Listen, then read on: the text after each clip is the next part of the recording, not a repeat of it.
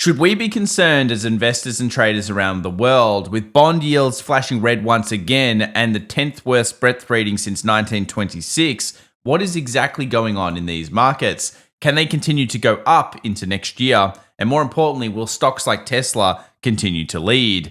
Well, today we uncover some dark pool activity right at the tippity top. And as we know, Wall Street is usually behind it. So we'll be discussing that along with what's going on in crypto and whether Ethereum can break out this week. And of course, why this could be one of the most important charts for you to be watching over the next coming months. Guys, there's a lot to get into, heaps of data, and some very important trends coming into 2025. Let's get into the special weekend report right now together. Well, welcome back everybody to the special weekend edition. My name's Tom, and in today's video, we need to talk about stocks, commodities, and cryptos moving forward. Well, it was a weird week because, of course, we saw some stocks doing well and most stocks actually declining throughout the sessions. And this has us bringing in the first story of today, which is, of course, breadth, which everybody's talking about. Now, are we climbing the wall of worry, or are we looking at something a little bit more concerning? Well, we discussed this a little bit in our last video, and of course, we'll talk about it here again today, whether we should be terrified of the markets right now, like many people would lead you to believe. We'll also be taking a look at what is in store for the next year in terms of a Trump victory and what that brings in terms of stats, and of course, some big flow breakouts that we've started to see in certain markets. But let's get into the first one here. S&P 500 when positive over the past 10 days, but the average New York Stock Exchange up issues and volume is less than 43%. Now, this is a very rare stat, and obviously you have to take it a little bit like, we don't have enough data to really break it down. But what I think is interesting here is that it leads into a very big 3 months still, but then the 12-month read is totally different to what most other stats we've seen in quite a while have been. In fact, you can go and reverse this a little bit and then look at, well, what happens when we have 10 days declining for value stocks when the rest of the market is up? Is that actually bad or good? Well, the result actually is pretty good for the next 12 months and very strange when it comes to the next 2 months and 6 month period. And the 6 months is what we want to really look into because, of course, we know that we're going into a first-year Republican victory, and they tend to bring us some very strange stats when it comes to the first half versus the second half. I think you'll be surprised in a moment. So where are we right now in terms of markets? Well, we kind of talk about this last third of a bull run kind of leaving through. Generally speaking, we still do think that markets can continue to pile in. And why is this? Well, it has a little bit to do with actually just people being incredibly confident. $140 billion flows moved into the market after the US election. And we know that a lot of this was driven by retail because household participation, it's never been higher. We're looking at 42% of US households now in the markets. And this means that people are piling in. And it also means that we're starting to see leverage go up and tick up again, especially in leveraged ETFs. We'll be doing a special on that soon because leveraged ETFs are getting more and more and more interest from most of us out there. And this is really the time when you need to be most terrified about those, when everybody wants to do it. Election years and S&P seasonals. Now, we know that when we're looking at kind of that 15th of November in particular to usually the end of the year into inauguration, we tend to see this bullish run. Now, I think most of you that are in markets will know of this now. And when people all know about it, sometimes things do break. But generally speaking, when you're coming into this period, you've got to ask ourselves the question, should we be concerned about everything else that people are saying? Or should instead we just be looking at the data and looking at the wall of worry and then saying, oh, well, this market's probably going to drive up. Well, ultimately, that's going to come back to price action and technical analysis, which we'll do in a few moments. Let's have a look at some of the forecasts coming out here because Jefferies has just released its new Russell forecast, and they believe that the Russell 2000 is going to gain 13.5% and hit 27.15 when it comes to 2025. So it's another big kind of institution backing in the idea that the Russell will include. You can pause the video here if you're interested in checking out some of the reasons why. But in general, yeah, it makes sense. We've just seen a peak top kind of for 2021 and where we are right now with the Russell. And obviously the Russell's been behind in a big way.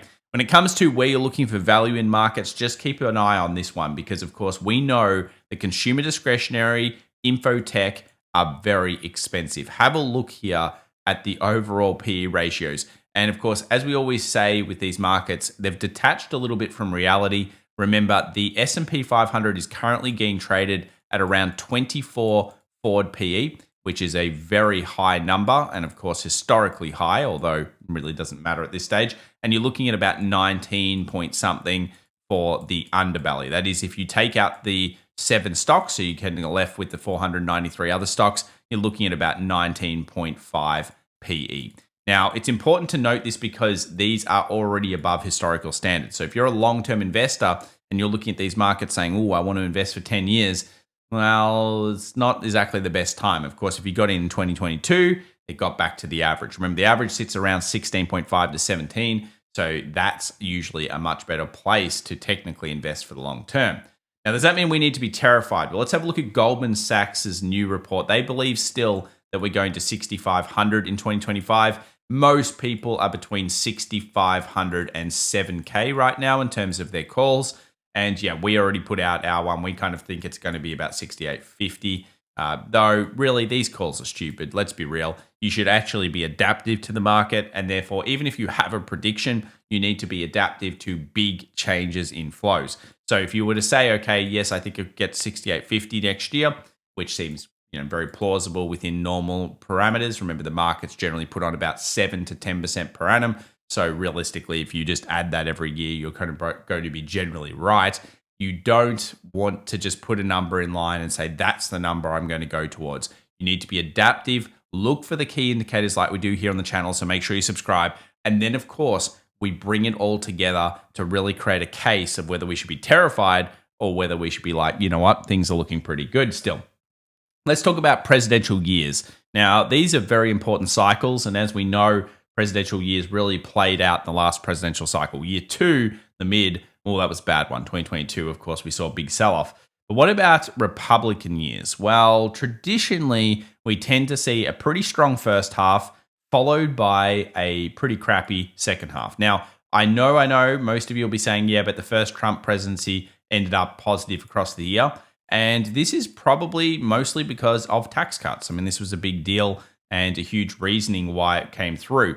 But we're just going to have to see how this whole thing plays out. Again, remain adaptable. I don't know if this particular stat is going to be that useful for you in 2025, but what I always find interesting are the months. Take a look at this one here, June.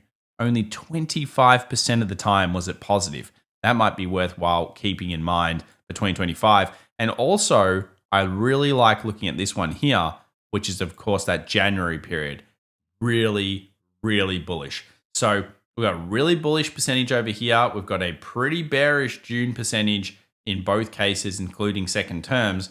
And we also have this weird kind of February, March, April period, which could be where we see that 10% pullback come through markets. Remember, we do expect one in 2025. If we took all 100-day returns from basically presidential cycles, you would see here that generally speaking, they are bullish across the board. And you can see all the dates here if you want to go cross-check them. S&P 500 seasonality would deem that we are starting to potentially get the move up into the Christmas Santa rally. Remember, we expected sideways action. A pullback in time is very healthy at around this period. We don't want the market to actually go in a vertical run because when that happens, you get vertical crashes as well. Waterfalls, we don't really want those on markets. But if you're looking at kind of the seasonals, you would generally apply that markets will go up into the end of the year. Now, of course, we'll be looking at a couple of levels and talking about the put walls in a moment with options flow, because options may be the deciding factor here. But generally speaking, we usually see managed funds, mutual funds, they do a lot of rebalancing around what we've just seen the last week, maybe even next week at the start. And then that tends to be all towards the Christmas profits. So before we get back to the US market, and of course we talk about some of the key charts here and the flows, let's talk about turnover in China. Now, you guys know that we've been more bullish on China than most people this year. We've had some great runs, we've had some great sells, and recently we saw a big breakout on some stimulus kind of plan. And since then, it's dropped a little bit back. Now, should you be concerned? Well, I think overall you should be pretty happy with this chart here. China market turnover, policy pivot, average 1.9 trillion yuan. So basically what's happening here is we're seeing more and more transactions going through the Chinese markets. Now, if you were around trading during 2014, 15, 16, you would know that we had an epic boom of transactions, followed by, of course, an epic bust in transactions. Now, it's a very different story when it's happening near the lows than when it's happening near the highs. So, what this tells us, at least is what it's telling me, is that people are starting to transact in China. People are starting to get a little bit more confidence back in some of those stocks. And it could be a really good sign into 2025 that we're starting to see the wall of worry getting, of course, traveled. And this is basically what we see in terms of bottoming markets. We've also seen China kind of shoring up a couple of things, buying bank holdings of course, gold. Now, the market already knew this, but we reported on it just the other day. November showed that gold is being purchased once again by the PBOC. And this is a huge deal because, we know when they come in, they usually start ramping for quite a long period of time. Now, since then, gold dropped for the first day. I wouldn't worry about that too much. Remember, this is a medium-term indicator. You're looking at it and saying, okay, generally speaking, I think that gold could go up over time thanks to Russia, India, China, other central banks around the world, and realistically just a whole bunch of different forces in play, including potentially reinflation coming back through, that are causing gold to be an interesting asset still into 2025. Remember, it's one of our favorite assets the whole of 2024. It's been one of the best returns as well of the year. Another great return is crypto gold. Of course, Bitcoin is doing very, very nicely, and we continue to believe this will do better in 2025, as in it's got really a base case at this stage at 120, 130, which we've talked about for quite a while, since like the 60s. And of course, we also think that, yes, I'm going to say it, it's possible to get 200K on Bitcoin. Now, that would put you at a $4 trillion valuation. But I think you've got to keep in mind open to this possibility. I don't know if it's going to happen. I think, we have to upgrade a little bit considering the amount I'm hearing of chatter coming into the ETFs. So what that basically means is that big funds are now being forced by their clientele to buy alt asset investment of 1 to 2 to even 3% into Bitcoin, Ethereum ETFs. This is a very, very interesting phenomenon. We already knew this was going to happen when we got the ETFs, but yeah, it looks like people are wanting risk appetite, and that's falling into these financial advisors' hands and other people saying, well, wait a second, I've got to go pick them up. Now, over the next decade, that's going to be probably one of the biggest stories for Bitcoin, my belief. And we've, of course, continued to like at that phase. But where are we? Where are we? Are we seeing like Ethereum breaking out yet? Well, of course, we've got our key levels, which we'll look at in a moment. But we've been in phase one. Bitcoin's gone well. Large caps have had some bounces, XRP, Tron, etc., ADA. And then, of course, we've seen Ethereum. Now, what hasn't really run are any of the newer coins. Coins really from the 2020-21 kind of rally, they haven't moved as much. So remember, if you want to stay ahead of the game, so far what we've seen is Bitcoin, some old coins doing well. Ethereum shows some extremely good TA, which we'll talk about soon. And then we move into, of course, potentially alt season. But we've already seen some alts from the old days moving. So it seems to be kind of that's kind of the big deal here. Bitcoin price versus balance. I just keep mentioning this chart. I want to bring it up. A lot of people keeping the Bitcoin off the exchanges. Again, this is the type of thing you want with a hodly market. So that's a good sign. Ethereum also tends to do better in Jan, Feb, March, April into May. Now, if this holds true, then we're probably going to see alt season into next year. And remember, I think that we're about a month ahead in terms of in general flows. So whatever you expect for it to happen, I would say we're a month ahead at this stage in this particular crypto cycle. So we'll continue to believe that until proven otherwise. Let's now take a look at a couple of things. We've got some big trades coming through. We've got MW, which here is a bull times 2 exchange. Now, we've already been talking about this idea that we've seen semiconductors start to show a huge amount of transactions. Now, all these transactions have been over the last week and a half. So 1.5 weeks, we've seen heaps of interest in semis. And semis across the board actually have been finding some okay strength if you've owned the index. Now, some have released good results, as we saw. Nvidia still struggling a little bit, though, in comparison. So interesting large transaction coming in here. And again, kind of shows me that there's a bit of leverage coming through in the semis. Now, let's talk Tesla for a moment. Of course, we've been incredibly bullish Tesla. And in many ways, you probably don't want to necessarily be against Tesla when it comes to Musk and Trump and the relationship. If that breaks down, of course, you've got issues. But really, this has been a mixture of positive gamma, And it's been a mixture, which is basically options flow. And it's been a mixture of course, just hype after the election. Now, we're seeing 3 large transactions. One huge one before, of course, the election, Smart Panda. Then we saw one in the consolidation. Turns out they were probably quite smart. And then we've just seen the largest transaction ever to be recorded through 2 times long ETFs. Now, I would have to guess that is take profit. What do you guys think in the comments down below? Do you think that's a take profit? I think it's a take profit. Now, why could this be? Well, let's just think about this. It is 4 times the ATR on the daily chart. This is a sweep, and a sweep generally means it is a fast transaction to get in or get out. And it kind of looks like at this point, we might be starting to see a little bit of exhaustion in this run. We'll talk about it when we look at call walls in just a moment, but an interesting one indeed. Another one I want to talk about was, of course, Treasuries. We saw Treasuries get smashed post-CPI number, and they've gone down twice, back down into this little level down here, getting into the gap. And we did see a large transaction here and a large transaction here.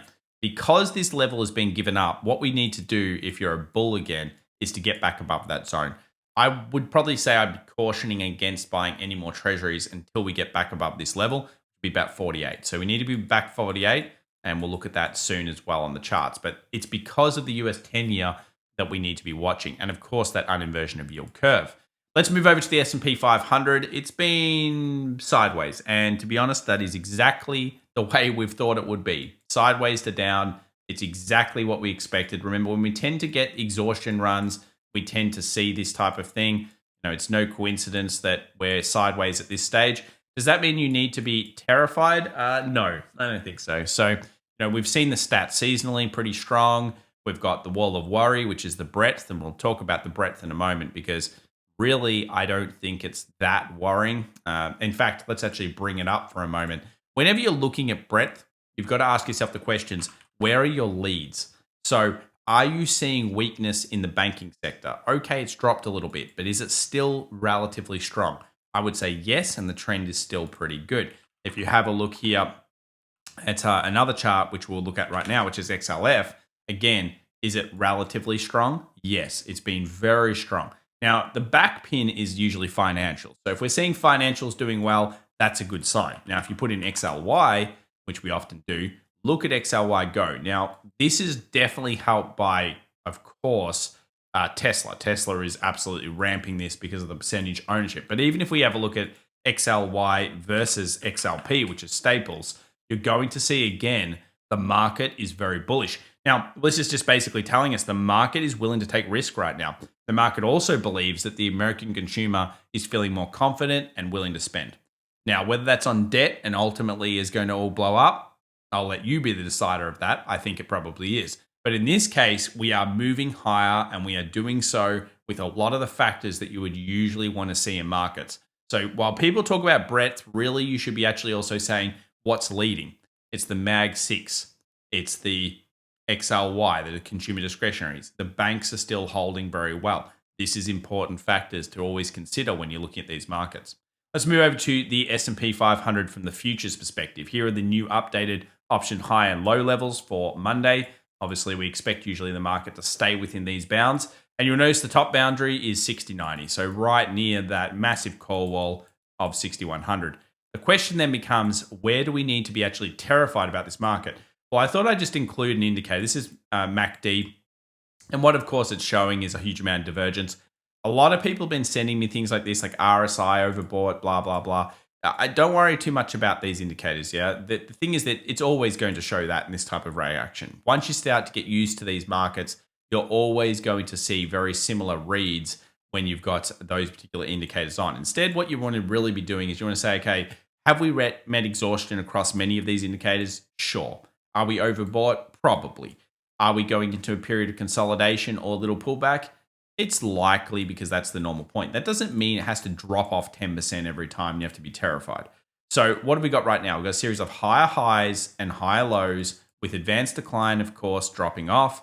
We've got breadth, of course, weakening. All of these signs definitely usually a worry for markets. But again, some of the good signs are banks and then consumer discretionary and other things looking pretty good.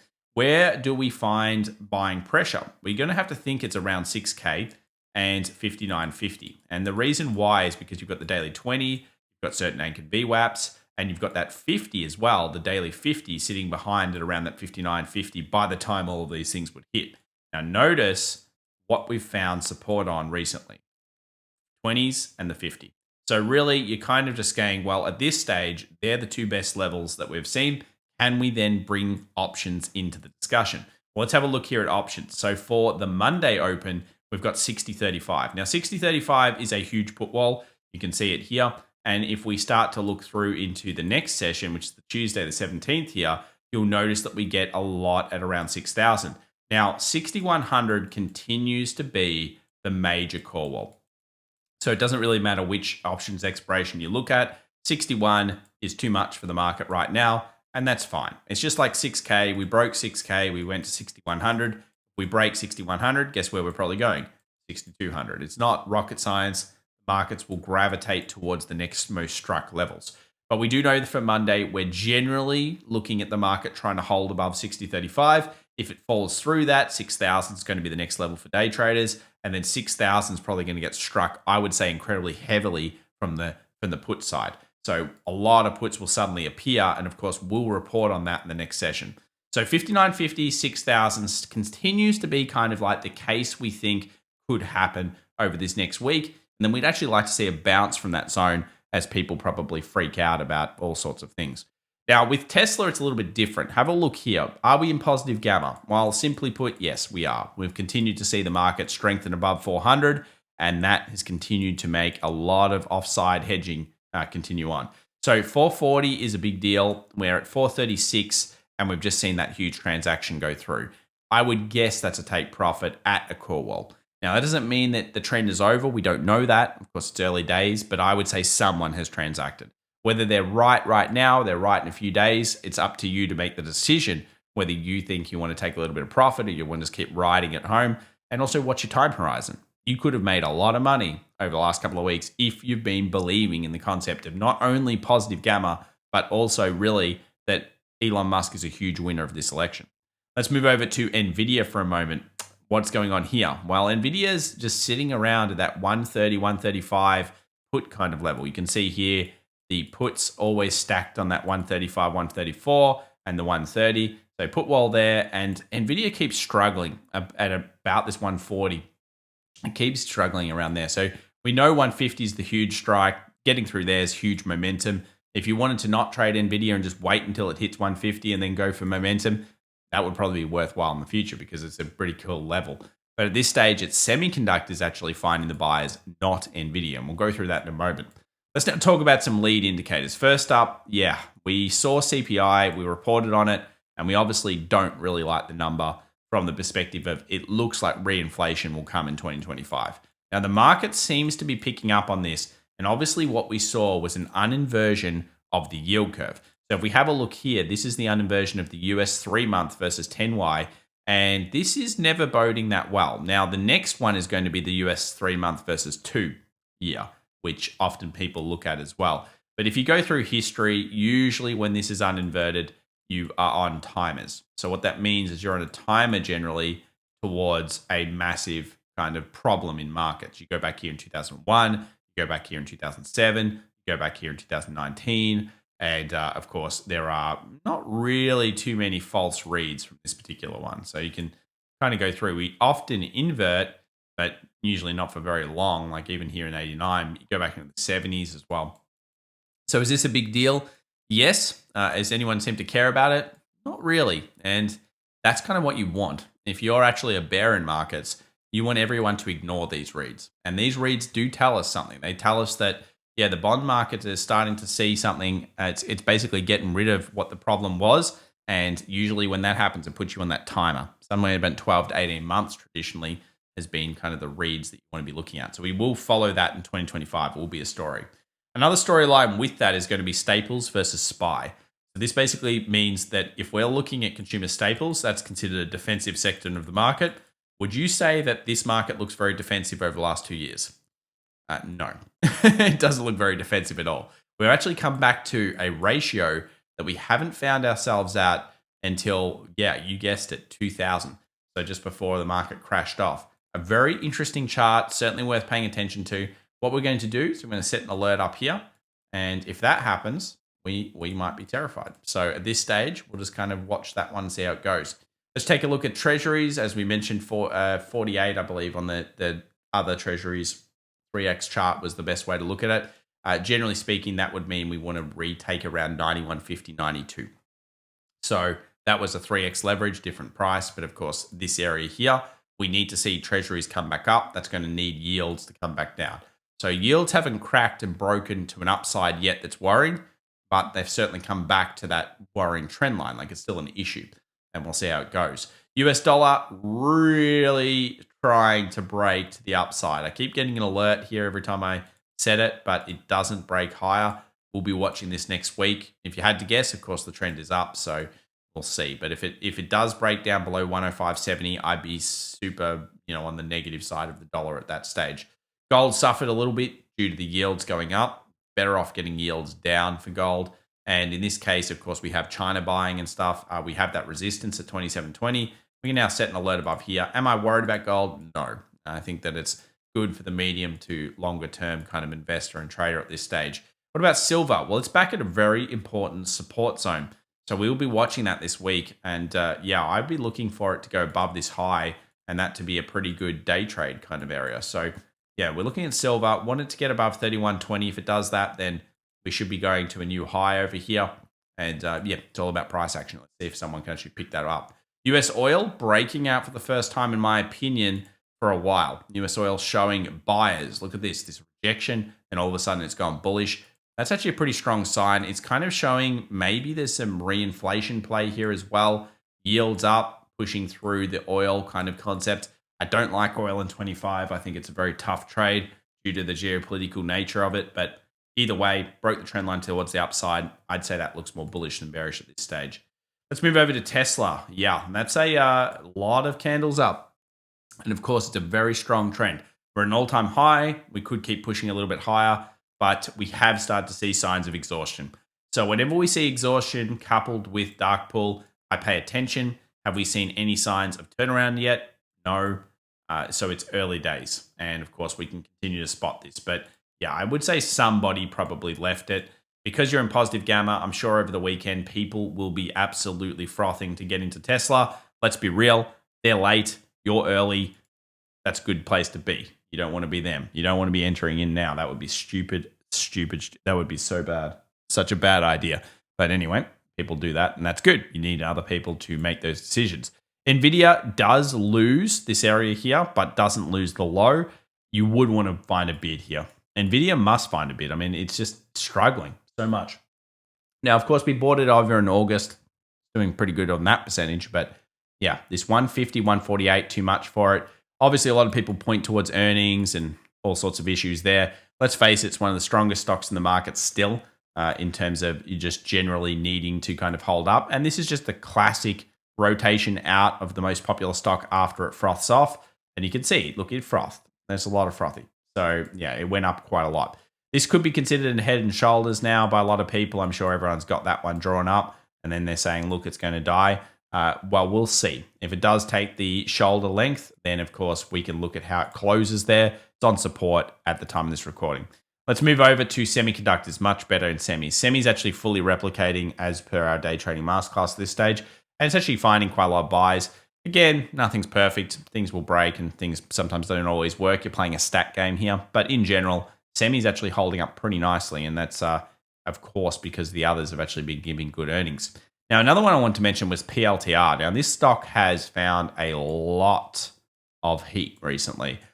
I think it's shown the first sign of weakness. Now, I'm looking for large transactions through here, but I think that it's shown the first sign of weakness. I'm not sure if it's going to get to 100 anymore. Let's see. Top picking is incredibly difficult, but it's the first sign we've had. So, yeah, I have said the whole time it's pretty bullish. I'd be cautious on this stock now in terms of being a bull. Let's move over to Hong Kong 50. So, of course, it's pulled back to the 75. I would have thought we would have found a bit more buyers in the previous session. So, I would have liked to have seen these buyers hold up and effectively around this level buy it back in. They tried, they failed, they pushed down. Still overall bullish on, of course, Chinese stocks at around these levels. They've come back down to that pre-kind of stim hype. And I think that this is the thing. Everybody's gotten used to this idea of, stim hype and then it'll crash. And that's exactly what it's done. I feel like if we get more stim hype in the future, it will continue because now that's been the sold thing to the market. Everybody says stim hype, let's crash it. So yeah, stim hype, it's a fight between PBOC and the market. US 2K falling down to 2,300 seems kind of likely. We won't really seen a buy or bid yet. We're looking for a bid above here or coming back down to 2,300. Do I still like the Russell? Yes, I still like the Russell into 2025. So it looks okay. NASDAQ, a little bit weaker again. Probably needs to consolidate. Semi's driven up. Big mag stocks doing well. In general, tail of two markets. Breadth improving here. We've seen this tail before where these big caps lead and then the small ones come with it. Ethereum versus the overall Bitcoin price. You can see here that we're still in that consolidation. Overall, this is resistance, of course. We break through, big deal for Ethereum. Still looking at that ratio. That's going to be one of the strongest things to look at. But take a look here also at Ethereum. I still think it looks good.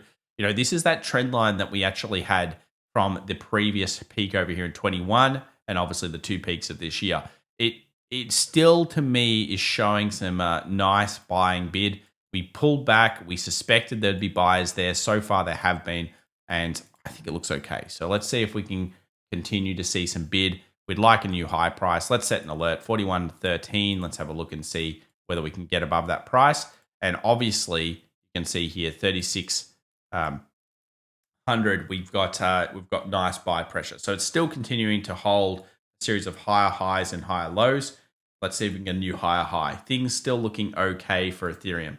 Let's move over now to Bitcoin. It's doing all right. Melt up. Very slow, very dull. Wouldn't short it. Now, we do know where Wall Street sits. They had a huge transaction here. So taking a new high will be a big deal. And at this stage, it's just in consolidation. Having a bit of a breather. Could we be moving to 120K? I think so. Will it be in this particular little run? Possibly. You know, the thing at the moment is that the trend is still up and we haven't seen any signs of it dying out yet. So keep an eye on that. As always, guys, if you enjoyed today's session, then make sure to subscribe down below, hit the alert button, and obviously check us out for the week ahead. We will be doing a Monday stream for the Open as well. So if you sub, you'll be able to see that, and that's completely free to attend.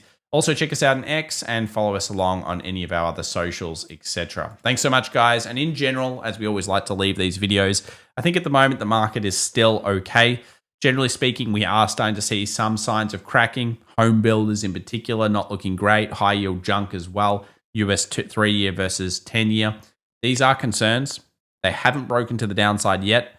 So they're kind of like that fear or the wall of worry until actually they start breaking to the downside. So at this stage, it's just still, you know, looking for opportunities, still looking at single stocks. That's probably the way it looks. And crypto markets still look okay as well. Thanks so much for watching. You have a great weekend. Bye for now.